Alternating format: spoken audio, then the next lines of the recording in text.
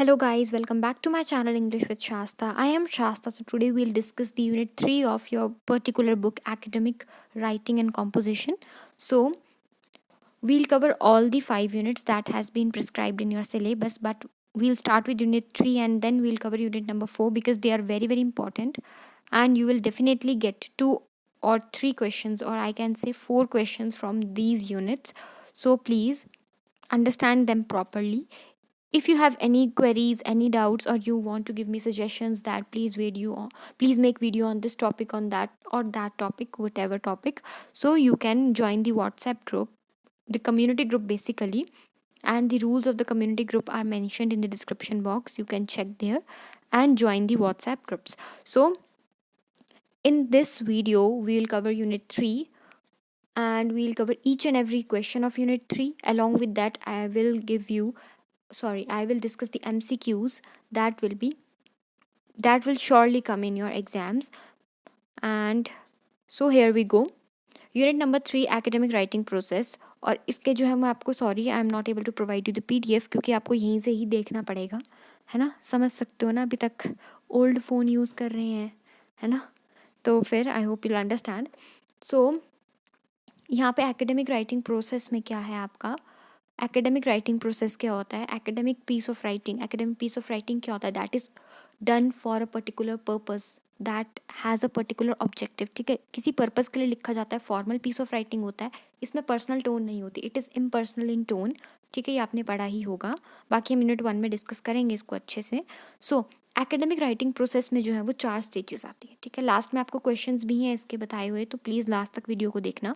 Last में आपको questions बताए हैं मैंने प्रीवियस ईयर से भी, और जो अभी रिसेंट में आए हैं, ठीक है, उनके बारे में मैंने डिस्कस किया है. सो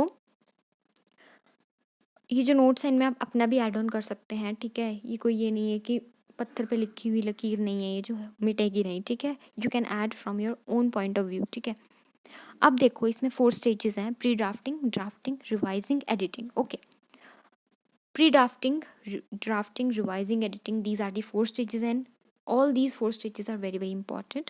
So in the pre drafting, very important, इससे क्वेश्चन आ सकता है कि describe the pre drafting stage. ठीक है, या प्री ड्राफ्टिंग के ही जो सब टाइप्स हैं और स्टेज, वो भी आ सकता है. प्री ड्राफ्टिंग में क्या होता है, ठीक है, ड्राफ्ट बनाने से पहले, मीन्स किसी चीज़ को हम लिखने से पहले हम क्या करते हैं, प्री ड्राफ्टिंग करते हैं. मीन्स प्री ड्राफ्टिंग में आपकी 3 चीज़ें आएंगी: प्लानिंग, रिसर्च, ब्रेनस्टॉर्मिंग. क्या आएगा, planning, research and brainstorming. Sorry, planning का क्या मतलब होता है, क्योंकि जब भी हम किसी चीज़ को लिखते हैं, you can go through this particular para. ठीक है, before writing anything one must think over certain aspects which is essential for an effective writing. ठीक है, जब भी हम किसी चीज़ को लिखने लगते हैं, ठीक है, प्री ड्राफ्टिंग इसका नाम क्योंकि ड्राफ्ट बनाने से पहले क्या चीज़ें की जाती हैं. सो फर्स्ट ऑफ ऑल पहली चीज़ क्या की जाती है, प्लानिंग. प्लान किस चीज़ के बारे में करते हैं कि हमें किस पर्पज़ के लिए हम लिख रहे हैं, किस टॉपिक पे लिख रहे हैं. सबसे पहले आप टॉपिक डिसाइड करते हैं. ठीक है, आपको पता होना चाहिए कि रीडर्स को किस हिसाब से अच्छा लगेगा. जैसे आप एकेडमिक पीस लिख रहे हो तो आप वहाँ पे क्या करोगे, इम्पर्सनल स्टाइल रखोगे, फॉर्मल काइंड ऑफ राइटिंग रखोगे, है ना, कोहेसिव रखोगे, यूनिटी आप फॉलो करोगे, पूरे आप 7 C's को फॉलो करेंगे. ठीक है, अब प्लानिंग की जाती है, कोई भी टॉपिक आप सिलेक्ट करेंगे. ठीक है, प्लानिंग की जाएगी कि हम लिख क्यों रहे हैं, क्या टॉपिक है. ठीक है, क्यों लिख रहे हैं हम इसको, क्या टॉपिक है. ठीक है, और रीडर्स को क्या चाहिए. ठीक है, रीडर्स का हम माइंडसेट ध्यान में रखेंगे. ठीक है, अब किसी भी चीज़ को अगर हम लिखने वाले हैं, या आपको मैं बोलूँ कि आपने एक पैराग्राफ लिखना है, तो आप ऐसे तो नहीं लिखोगे, you will research on that particular topic. तो सेकंड स्टेप क्या आ जाएगा, रिसर्च. अब प्लानिंग करते वक्त क्या होगा, आपको प्रॉपर प्लानिंग, आपकी फाउंडेशन स्ट्रांग होगी, तभी आप जो है वो आगे अच्छे से कर पाएंगे. ठीक है, तो उसके लिए आपकी प्लानिंग जो है that is very important. Planning में जो है वो आपकी प्रॉपर प्लानिंग आएगी आपकी. आपको अच्छे तरीके से सोचना होगा कि ये टॉपिक जो है वो सही है कि नहीं है, जो भी टॉपिक आप एकेडमिक राइटिंग प्रोसेस के लिए चूज़ कर रहे हैं. ठीक है, और इसमें सारे के सारे 5 Ws 1 H. 5 Ws क्या, व्हाट, वाई, वेयर, व्हेन. ठीक है, ये सब कुछ. और 1 H क्या, हाउ, कैसे. ये सब आपको इस तरीके का लिखना है, इस तरीके की प्लानिंग होनी चाहिए कि लास्ट में आपका जब हम पॉलिश करेंगे ना, लास्ट में भी हम जाएंगे इन स्टेजेस के थ्रू, जब हम पॉलिश करें लास्ट में, सो आपका जो वो डॉक्यूमेंट होगा, I think not saying document but the draft, basically जो आपका ड्राफ्ट होगा वो क्या होगा, एकदम करेक्शन की होगी हमने उसमें, तो एकदम क्या होगा, वो एरर फ्री ड्राफ्ट बनाना है हमें, एरर फ्री बनाना है, कन्विंसिंग बनाना है, ठीक है। Next is the research. Research, अब प्री ड्राफ्टिंग की 3 स्टेजेस हैं, planning, research and brainstorming. Research में क्या आ जाएगा, रिसर्च में क्या आ जाएगा कि आपको अब क्या करना होता है, जो आपने टॉपिक चूज़ किया है उस टॉपिक पे आपको क्या करनी, रिसर्च करनी। मीन्स आप कोई साइट्स देखेंगे, किसी वेबसाइट को फॉलो करेंगे, किसी के रिसर्च आर्टिकल्स कुछ भी पढ़ेंगे, ठीक है। बट यू हैव टू क्या है, you have to gain the in-depth knowledge, you have to gain the in-depth knowledge of the particular topic or of the particular subject that you have chosen, ठीक है। in-depth knowledge लेंगे आप उस चीज़ की। in-depth knowledge कैसे लेंगे आप उस चीज़ की, कि आप देखेंगे डिफरेंट डिफरेंट सोर्सेज से, रिसोर्सेज से, कुछ बुक्स से, कि हम किस तरीके से जो है वो इसमें ऐड ऑन कर सकते हैं चीज़ें। प्लानिंग के बाद रिसर्च आ गया, आपने प्लान किया टॉपिक को, अब आप रिसर्च करने लगे उस पर्टिकुलर टॉपिक पे। Third is your brainstorming. अब पहले कैसे होती थी ब्रेनस्टॉर्मिंग, ब्रेनस्टॉर्मिंग जो है वो 2 तरीके की होती है, एडवांस ब्रेनस्टॉर्मिंग, ये भी आप मेंशन करेंगे अपने आंसर में, advance brainstorming and conventional brainstorming. Conventional means old way. Old way of brainstorming कैसे होता था कि कुछ लोग बैठते थे और एक पर्टिकुलर चीज़ को डिस्कस करते थे ना, जैसे कोई एक पर्टिकुलर प्रॉब्लम आ गई है सामने, तो सारे लोग बैठ जाएंगे घर के और वही डिस्कशन होगी। अब जो एडवांस ब्रेनस्टॉर्मिंग होती है, इसमें हम सॉफ्टवेयर्स और एडवांस टूल्स का यूज़ करते हैं। ब्रेनस्टॉर्मिंग का मतलब क्या होता है, ब्रेनस्टॉर्मिंग का मतलब होता है न्यू आइडियाज़ देना। अब जो आपने प्लानिंग की, आपने टॉपिक चूज़ किया, रिसर्च, आपने उसको उससे रिलेटेड जो है रिसोर्सेज चूज़ किए, ठीक है। आपने अपनी जो है वो इन्फॉर्मेशन और जो है गैदर करी। अब वो जो आपने गैदर की इन्फॉर्मेशन में, उसमें आपने ब्रेनस्टॉर्मिंग करनी है। Then what will you do, you will add, you will give some sort of new ideas, है ना। you will critically analyze, critical analyze means आप जो है वो analytical kind of attitude रखेंगे, means आप उसके बारे में हर चीज़ जो है वो बताएंगे, आप पॉजिटिव एस्पेक्ट पे भी देखेंगे, नेगेटिव पे भी देखेंगे। So brainstorming means new ideas, ठीक है, न्यू आइडियाज़ आएंगे। And we need to think out of the box, means हमारा जो मेंटल होराइजन है, ठीक है, everyone has a different sort of point of views and perspective, so everyone's point of view matters, ठीक है। सो brainstorming में आप क्या करेंगे, what will you do, you will think creatively. Think तो करना है आपने, पर कैसा करना है, creatively, with the help of flow charts, idea maps, ठीक है, और kind of things that we use, ठीक है, जैसे कि that we use for analytical thinking और क्रिटिकल थिंकिंग, ठीक है। उस चीज़ का आपको जो है वो ध्यान रखना है, ये होता है आपका ब्रेनस्टॉर्मिंग, ठीक है। तो हमने प्री ड्राफ्टिंग के 3 स्टेजेस पढ़े, प्लानिंग, आपने टॉपिक चूज़ किया, रिसर्च, आपने उस पर रिसर्च की, you gather material, you gather information from resources, अब आपने ब्रेनस्टॉर्मिंग की, ठीक है। सेकंड स्टेज क्या आ जाती है आपकी, द ड्राफ्टिंग स्टेज, ठीक है। सबसे पहले हमने प्री ड्राफ्टिंग स्टेज पढ़ ली, अब हम पढ़ेंगे the drafting stage. The drafting stage में क्या होगा, अब देखो, आप प्री ड्राफ्टिंग स्टेज में कोई ना कोई मटेरियल जो आप प्लानिंग कर रहे थे, रिसर्च कर रहे थे, ब्रेनस्टॉर्मिंग कर रहे थे, यू वर राइटिंग समवेयर, ठीक है, that has not to be considered the final draft, उसको आपने फाइनल ड्राफ्ट कंसिडर नहीं करना है, क्योंकि ड्राफ्टिंग स्टेज में हम उस इन्फॉर्मेशन को, उस पीस ऑफ इन्फॉर्मेशन को that we have collected while a pre drafting stage, हम उस इन्फॉर्मेशन को क्या करेंगे, अब ऑर्गेनाइज करेंगे in a very nice manner, ठीक है। तो ड्राफ्टिंग स्टेज में भी 3 आ जाती हैं आपकी stages. First is the heading, sub heading and development of idea, okay. So आपकी आ जाती है, the language should be formal, simple, precise and complete, as you all know that, आपको पता है इनके बारे में, 7 C's जो है फॉलो करने हैं।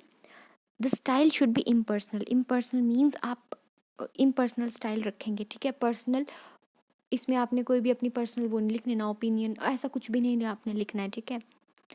और इनफॉर्मल, ठीक है, स्टाइल शुड बी इनफॉर्मल, यहाँ पे ना फॉर्मल आएगा, ठीक है, सॉरी, फॉर्मल आएगा यहाँ पे। और नो वेगनेस, वेगनेस का मतलब क्या होता है, सबसे पहले वेग वर्ड का मतलब क्या होता है वो अंडरस्टैंड करो। वेग का मतलब होता है नॉट क्लियर, वेग का मतलब होता है नॉट क्लियर। अब यहाँ बोल रहा है नो वेगनेस, तो नो वेगनेस बोल रहा है यहाँ पे, तो मतलब क्या हुआ इसका, कि आपको अनक्लियर आर्गूमेंट की कोई भी जगह नहीं रखनी है, ठीक है। हर चीज़ क्या होनी चाहिए, क्लियर होनी चाहिए। No vagueness means there is no area, no space for unclarity, ठीक है। नो क्लैरिटी, यू कैन से, कि वेगनेस होती है नॉट क्लियर, ठीक है, जो इनडेफिनेट होती हैं चीज़ें, आपको डेफिनेट ही चीज़ें जो है वो मेंशन करनी है। So the first part is heading. Heading जो है बहुत इंपॉर्टेंट होती है, आपको पता है हेडिंग, आप लॉन्ग हेडिंग्स नहीं लिख सकते ना। हेडिंग जब भी आप किसी चीज़ की देखते हो तो वो कैसी होती है, शॉर्ट होती है, प्रिसाइज होती है ना।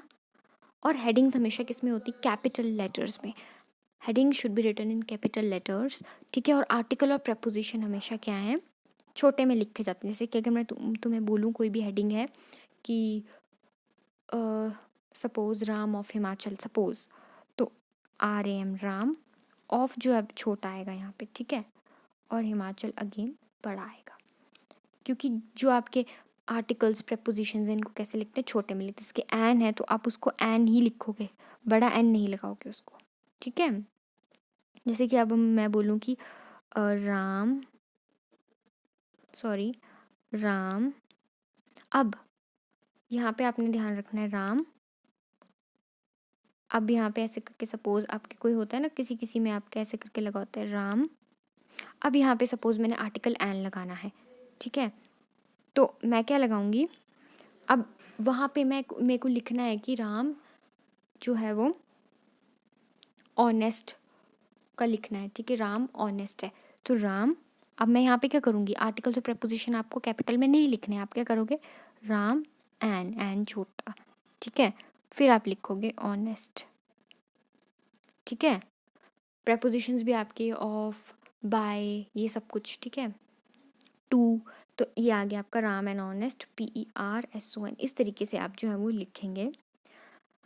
अब हेडिंग जो है, हेडिंग आपकी ऐसी होनी चाहिए, कैची होनी चाहिए आपकी हेडिंग की, उसको आगे पढ़ने का मन करे। सब हेडिंग्स क्या होती है, सब हेडिंग्स जो है आपकी ऑर्गेनाइज कर देते हैं राइटिंग को, ठीक है, कि जो आपका ना जो रीडर होता है वो इधर उधर ना भटके ट्रैक से, ठीक है, लॉन्ग ना हो ये, ठीक है, और बहुत ही ये भी बहुत प्रिसाइज होती हैं, ज़्यादा लंबी नहीं होती, प्रिसाइज होती हैं ये भी। Next is development of idea.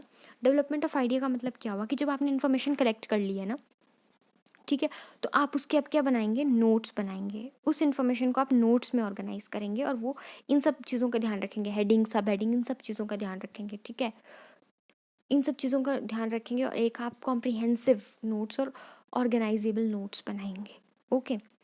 Third stage is your revising stage. Revising stage में क्या होता है, जो भी आपने ड्राफ्टिंग में लिखा है, ठीक है, प्लानिंग में आप सर्च कर रहे हो, प्लान कर रहे हो, रिसर्च कर रहे हो, आप रिसोर्सेज से फाइंड आउट कर रहे हो, ब्रेनस्टॉर्मिंग कर रहे हो, क्रिएटिविटी दिखा रहे हो उसमें अपनी, है ना, you are thinking out of the box, and in the drafting stage you have to organise that material into headings, sub headings, ठीक है। फिर आपको डेवलपमेंट ऑफ आइडिया में इसको अच्छे से कॉम्प्रिहेंसिबल वे में ऑर्गेनाइज करना है। अब आ जाती है आपकी रिवाइजिंग स्टेज। रिवाइजिंग में आपको करना है, जो भी आपने लिखा हुआ है, I am repeating again, that is not the final draft. Final draft आपका फोर्थ स्टेज में बनेगा, we are in the third stage right now. So in the revising stage आपको क्या करना है, रिवाइजिंग स्टेज में राइटर जो है वो अपने ही काम को देखता है क्रिटिकली मीन्स देखता है पॉजिटिव नेगेटिव्स दोनों चीज़ें फाइंड आउट करता है कि ये सही लिखा है कि नहीं लिखा है, ठीक है, दोनों चीज़ों को फाइंड आउट करता है, और उसके काफ़ी ड्राफ्ट्स बनाता है, और उसको हर एक पर्सपेक्टिव से देखता है, मीन्स रीडर के पर्सपेक्टिव से भी देखता है, हर एक पर्सपेक्टिव से देखता है। तो अब इसमें रिवाइजिंग के जो है वो आपके स्टेप्स क्या आ जाएंगे। First step of revising is making changes. अगर आपको लग रहा है कि कुछ आपने गलत लिखा है, जब आप क्रिटिकली एनालाइज कर रहे हो तो आप उसमें चेंज करोगे। Second step is correcting. अब जो आपको लग रहा है कि चेंजेस हैं तो उसको आप करेक्ट करोगे। थर्ड इज री राइटिंग। अब जब आपने करेक्ट कर दिया तो फिर से एक नया ड्राफ्ट बनाओगे, दैट इज द री राइटिंग स्टेज ऑफ रिवाइजिंग, ठीक है। री राइटिंग में आप रिवाइज करेंगे सारे के सारे टेक्स्ट को और फिर से एक नया ड्राफ्ट बनाएंगे। रिवाइजिंग स्टेज क्यों इंपॉर्टेंट होती है, रिवाइजिंग स्टेज इसलिए इंपॉर्टेंट होती है ताकि हम टेक्स्ट को एनालाइज कर सके from the reader's point of view, ठीक है। So we can critically analyse the text from reader's point of view and from the different perspectives you can say, ठीक है।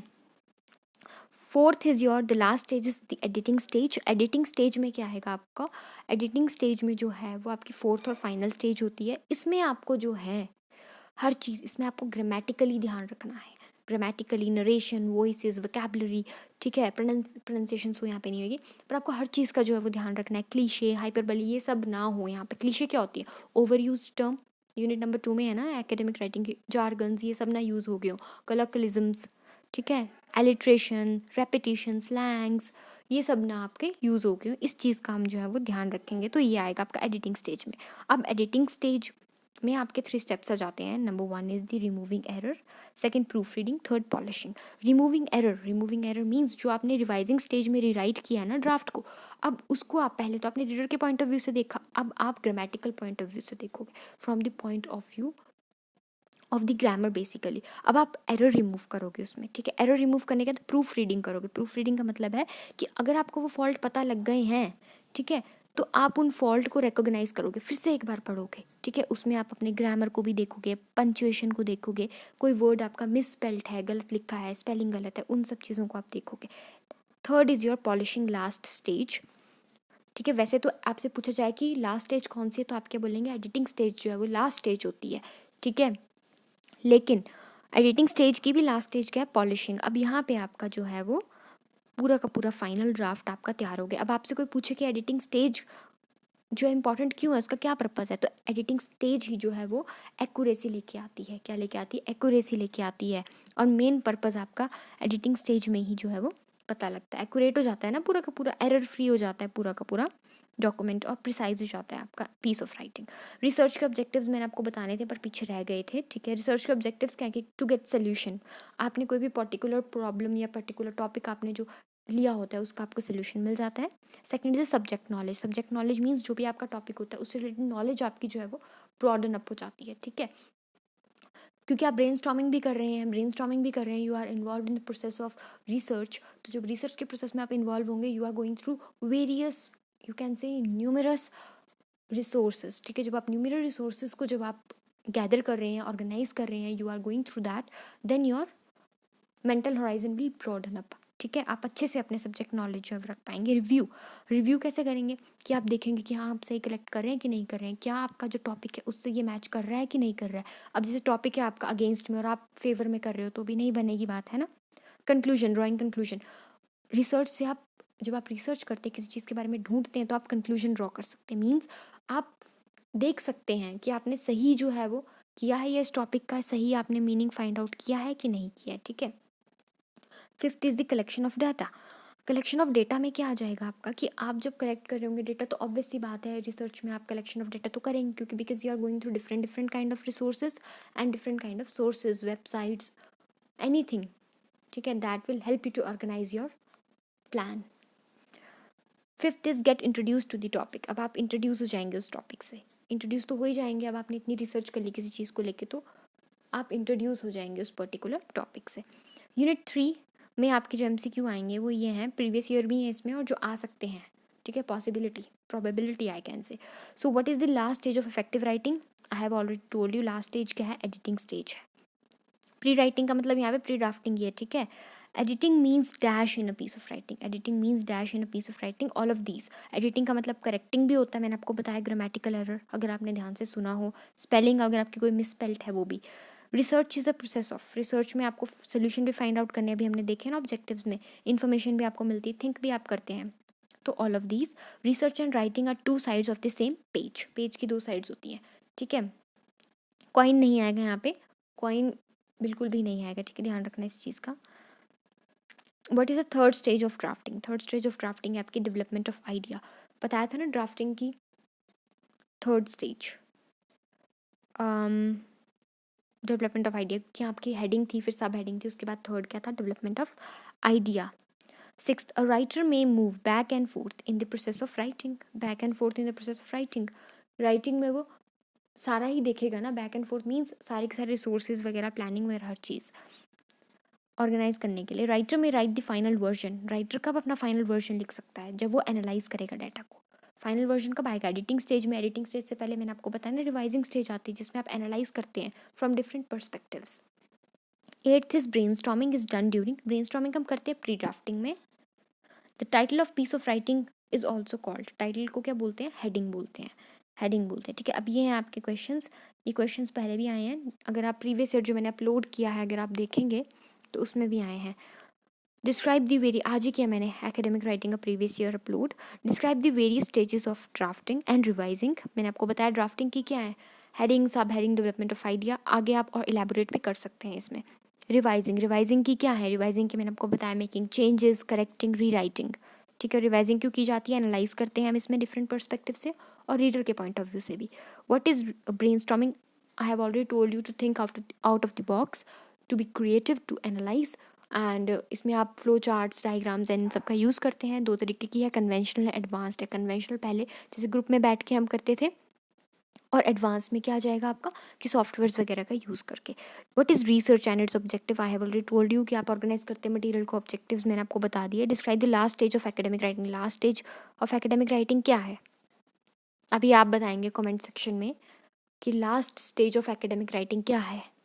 ठीक है, लास्ट स्टेज एकेडमिक राइटिंग की 4 stages बताई मैंने आपको, pre drafting, drafting, revising, editing. अब आप बताएंगे लास्ट स्टेज कौन सी है, उसको आपने डिस्क्राइब करना इट मीन्स आपको उसमें स्टेप्स भी लिखने पड़ेंगे और इसका मेन पर्पस क्या है लास्ट स्टेज का वो भी लिखना पड़ेगा। मैंने आपको बताया है। स्टेजेस ऑफ प्री ड्राफ्टिंग के क्या स्टेजेस हैं? Planning, research and brainstorming.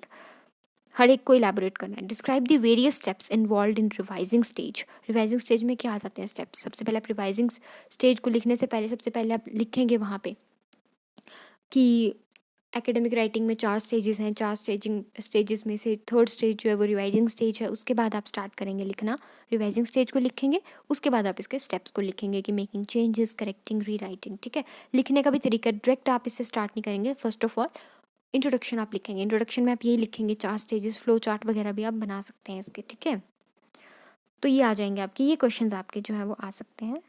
Thank you for watching the video.